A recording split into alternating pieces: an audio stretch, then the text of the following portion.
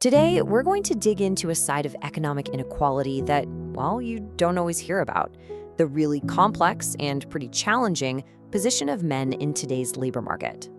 So where do we even start with this? Well, our story kicks off not with a spreadsheet, but with a single question that was asked at a Federal Reserve conference on inequality back in 2019. And the answer? It was powerful, and for a lot of people in that room, totally unexpected.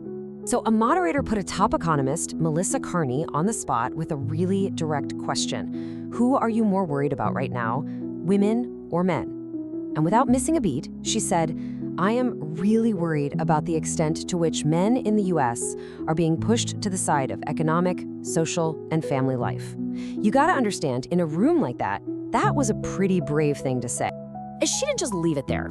She gave some crucial context. She explained that for the last, 20, maybe even 40 years, the focus of researchers and policymakers has been, and rightly so, on the very real problems facing women and children. But, she argued, a shift was needed. It's now absolutely crucial that we start thinking about men too.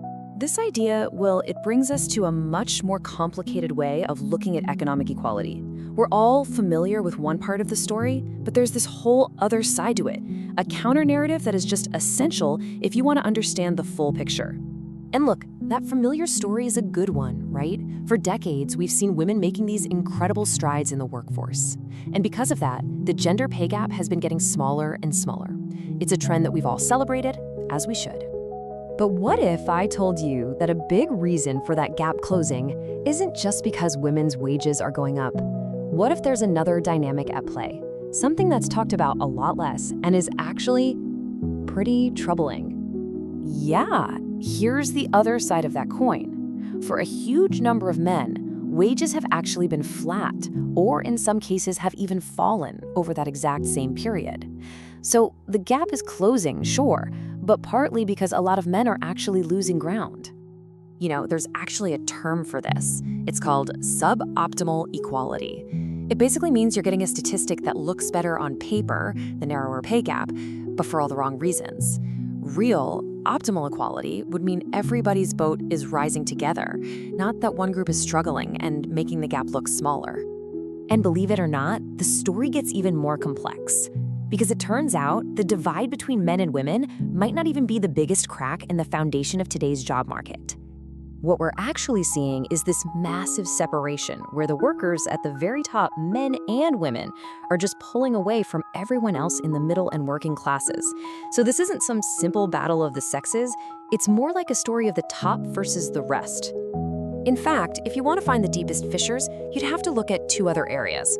First, that persistent, stubborn economic gap between white and black workers. And second, that growing canyon between the upper middle class and, well, everybody else. These are the real fault lines that are reshaping our whole economy. Okay, so once you see these bigger issues, it forces you to completely reframe the problem. And that leads to this core idea.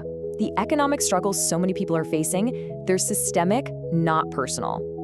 The author, Susan Faludi, captured this feeling just perfectly. She pushed back against the simple idea that men are all clinging to power.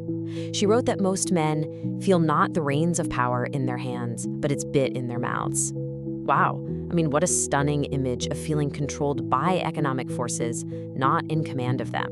And that gets right to the heart of what a structural problem really means. It means the challenges people are up against aren't because of some personal failing. They're symptoms of these huge, large-scale fractures in the very foundation of the labor market. So if you take just one thing away from our discussion today, let it be this. The declining economic fortunes of so many men aren't a sign of some personal crisis. They're a reflection of a much bigger structural crisis. And that really just leaves us with a final, massive thought to chew on. If this problem is truly rooted in the structure of our economy, and these deep fissures of class and race that affect everybody, then what on earth does that mean for the future of work? And what kind of solutions do you even begin to think about for a problem that fundamental?